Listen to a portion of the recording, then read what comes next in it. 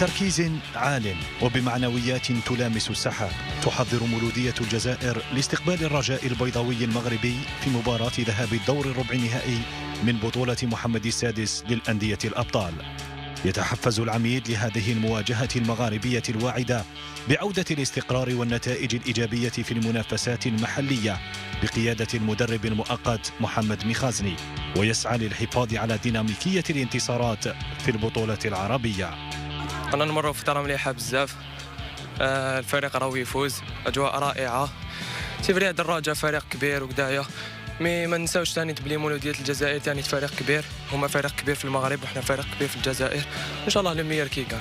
حنا ان شاء الله انا واجدين لهذا الماتش وين نستناو في الصعوبه ديالو باسكو انا حنواجهوا ايكيب مليحه ان شاء الله حنا لوبجيكتيف نفوزوا باللقاء هذا ان شاء الله، ما يخفالكش كاين الله هنا غير توفيق ان شاء الله. هنا في بلادنا نغتنموا الفرصه اللي عندنا مع شعبنا هنا ان شاء الله باش نحققوا نتيجه ايجابيه ان شاء الله.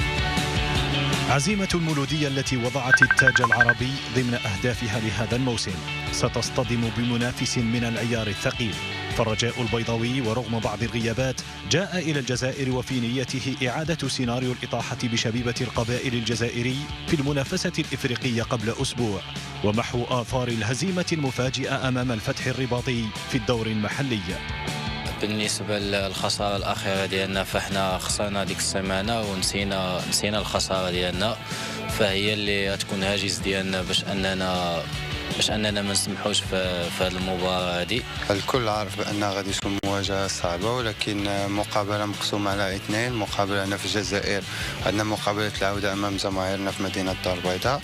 أهم شيء هو أننا نخرج من هذه المقابلة بنتيجة إيجابية. ديربي مغاربي بنكهة عربية ستكون فيه الفرجة الجماهيرية مضمونة في ملعب الشهيد مصطفى شاكر، وعلى أرضية الميدان صدام كروي واعد بالإثارة والتشويق.